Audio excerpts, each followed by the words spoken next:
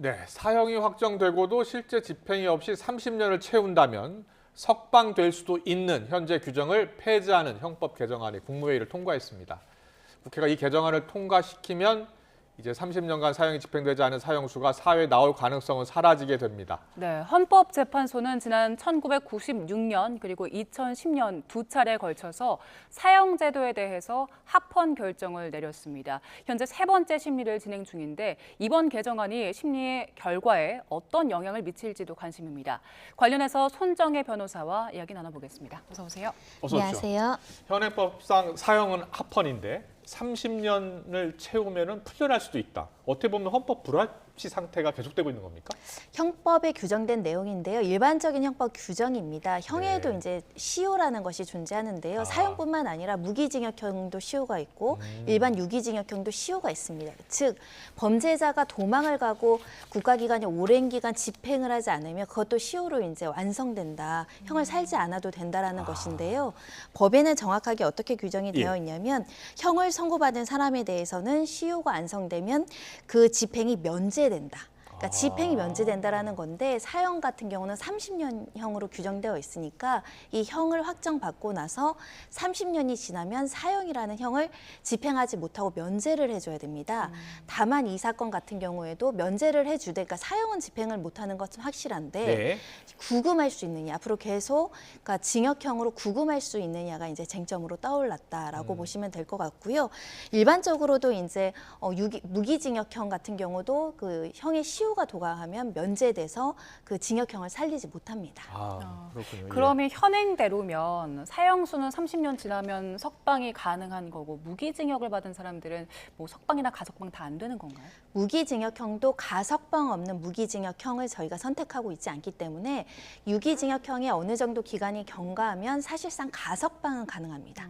다만 사형 같은 경우는 이런 규정이 없기 때문에 가석방이나 이런 제도적인 어떤 절차는 없고요. 다만 형의 집행에 시효가 완성이 돼서 면제를 받았는데 네. 이 징역형을 풀어줄지 말지 구금시킬지 말지에 대한 숙제가 남아있는 것이고 예. 실제 집행이 만료되면 형이 집행이 이제 면제가 되는 경우에는 석방하는 게 원칙인데 그동안 이제 법무부에서는 석방하지 않고 이번 사안에 대해서도 석방하지 않겠다는 입장을 보이고 있습니다. 네, 자 여기에 딱 적용되는 사람이 있습니다.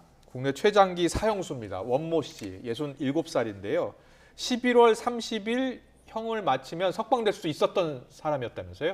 네, 그러니까 범행 일시 당시에 본인 나이가 30대였기 때문에 그로부터 30년의 집행 시간이 지났죠. 예. 그러니까 67세에 이르렀는데 아, 그로부터 이제 사형제는 실제로 우리가 집행하지 않는 국가가 됐고 집행할 네. 가능성도 현저히 지금 낮은 상황이고요.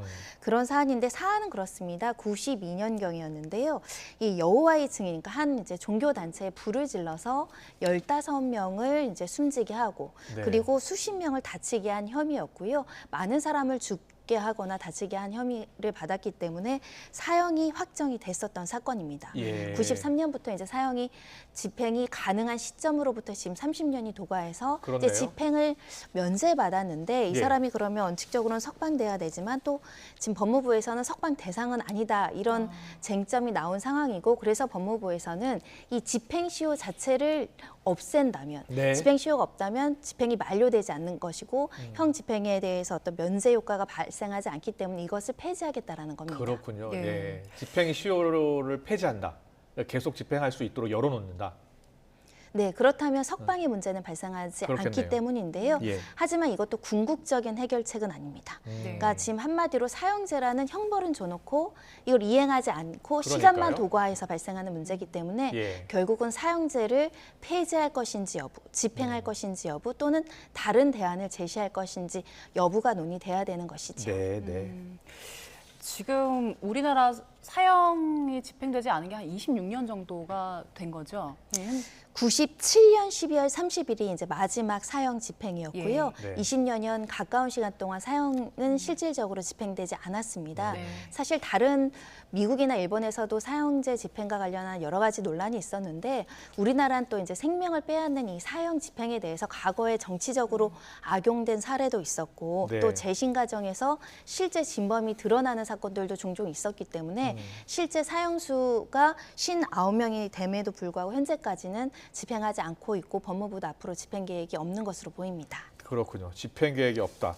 근데 그동안 헌법재판소에서 사형제 위헌 여부가 몇 번 가려진 적이 있잖아요. 두 차례 다 합헌 결정 나온 거죠. 최종적으로 5대 4로 합헌 결정이 났었고요. 예, 예. 그 당시에도 9명 중에 4분은 위헌이다라는 결정을 내렸습니다. 그랬군요. 예. 다만 이제 위헌까지 결정이 나오려면 4명이 아니라 6명이 위헌이다라고 하셔야 되기 때문에 네. 요번에 6명까지 도달할지는 조금 더 지켜봐야 되겠고 또 실질적으로 집행을 하지 않는 형벌을 두는 것이 존재의 의의가 있는지에 대한 사회적인 논의가 있기 때문에 네.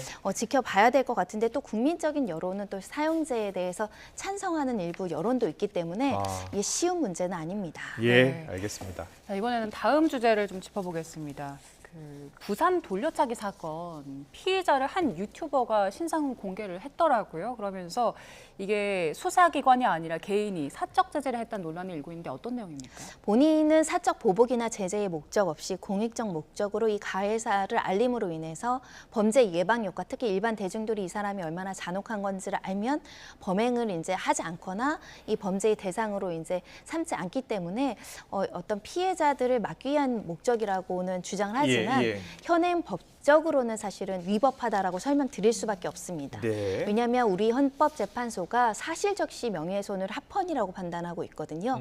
그러면서 든 논고로는 이 사적 제재는 우리 법에선 허용할 수 없다. 네. 왜냐하면 사적 제재를 허용하다가는 사실 국민 간에 또 개인과 개인 간에 무차별적인 공격이 이루어졌을 때 어떤 질서를 유지하기 어려운 것이고 예. 특히 국가기관이나 공권력에 의해서 수사나 재판과 신상공개가 이루어지는 것도 일부 오판 가능성이 있는데 예. 개인이라는 것은 수사권도 없고 조사권도 없는데 함부로 어떤 신상을 공개하다가 돌이킬 수 없는 피해를 야기할 수 있다라는 점이 지적이 되는 겁니다. 네. 다만 이 부산 돌려차기 사건 같은 경우에는 처음에 좀 초기 수사가 좀 부실해서 성범죄 여부는 이제 확실하지 않은 상태로 기소가 됐다가 지금 2심에서는 성범죄도 같이 기소가 되거나 제명이 변경된 상황인데요.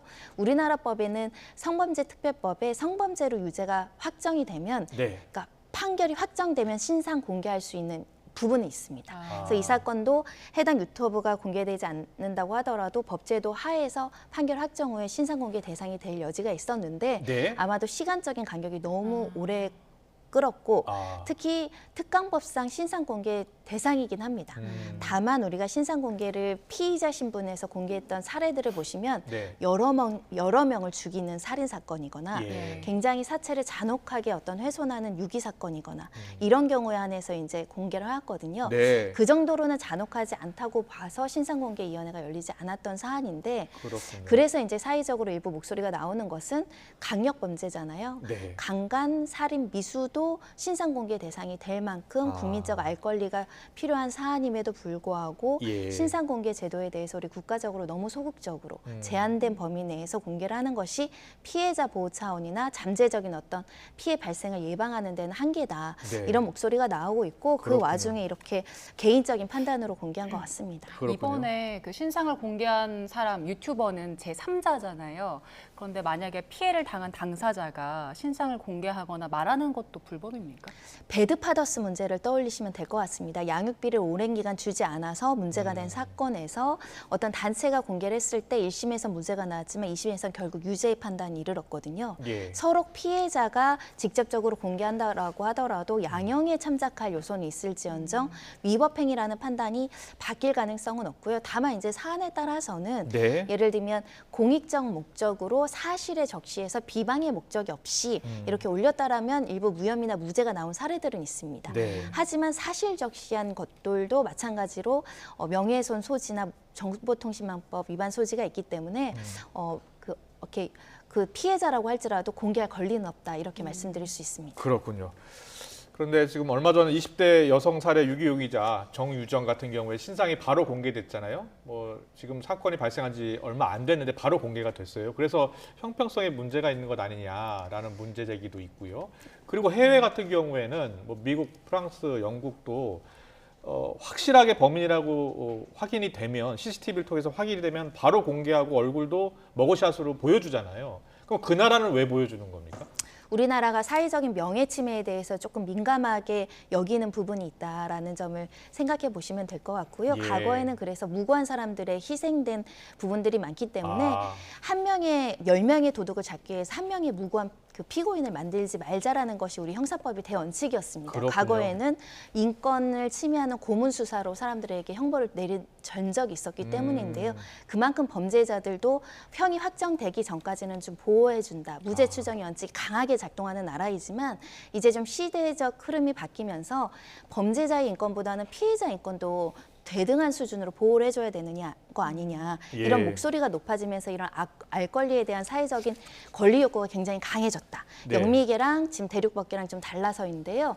그래서 조금씩 공개 범위나 공개 시점도 조금 넓어지거나 빨라지고는 있습니다. 근데 손정혜 아직도 변호사님은 부족합니다. 변호사니까 더 관심이 많으실 텐데 앞서 강간이나 살인 미수도 공개하는 방안이 검토되고 있다고 했잖아요. 관련 법이 추진된 적은 없습니까? 그리고 왜 막혔습니까? 강간죄나 지금 살인 미수죄도 현행 법제도로는 신상 정보 대상은 됩니다. 다만 예. 실질적으로는 공개하지 않았다는 것이죠. 아. 다툼이 있는 사건이나 정말 잔혹해서 국민적인 공분이 있는 사건 이외에는 사실은 공개하지 않는 상황이었는데 네. 일반적으로는 범죄 예방 효과라고 하는데 이런 머그샷이나 이런 것들의 신상 공개를 함으로 인해서 일반인들이 경각심을 가지고 또 범죄자들이 수치심을 느껴서 범죄에 이르지 않을 효과가 충분히 있다고 한다면 일정 부분 현재의 기준보다는 좀 완화돼서 공개 범위를 좀 넓히는 게 필요하다. 특히 고유정 사건 때도 머리로 커튼을 다 가려서 사실상 신상 공개의 실효성이 떨어졌다. 예. 그리고 정유정 씨도 공개는 됐지만 예전에 뭐 5년 전, 6년 전 찍은 주민등록증 사진 같은 걸 공개했거든요. 네. 그래서 지금 현행 법 개정 법률 안으로 뭐가 나왔냐면 최근 30일 내에 찍은 거를 공개하자라는 개정 법률안은 나왔는데 아직 통과되지 않았습니다. 예. 아. 이런 게 하나하나 이루어진다고 한다면 과거보다는 범죄자의 신상을 국민들이 조금 더 빨리 알고 피할 수 있지 않을까 합니다. 그렇군요. 네, 실효성에 대한 지적해 주셨고 흉악범에 대한 신상 공개를 좀 더 적극적으로 해야 된다는 지적도 있는데 관련해서도 법 개정이 이루어지고 있습니까? 법률 입법 개정안들은 많이 나와 있는데 결국은 이제 인권 침해 문제와 무죄 추정의 원칙 때문에 이제 이게 그 충돌되고 있는 시점이 있나. 그 네. 시점에는 정말 진범이라고 생각해서 뭐 강간 살인죄를 정한 범인이라고 생각해서 공개를 했다가 무죄가 나왔을 경우에 어떤 예. 책임의 문제라든가 어떤 이 사람의 명예침해 문제가 아직은 해소되지 않기 때문에 그렇군요. 지금까지 공개된 사례는 너무나 범행 도구나 범행이 확실시 되거나 자백하거나 사체를 뭐 다수 유기하거나 이런 사안들에 대해서 이제 했던 것이고 아까 이제 돌려치기 사건은 제가 알기로는 피고인 측에서 성범죄는 부인하고 있고 다투고 있다라고 네. 알고 있습니다.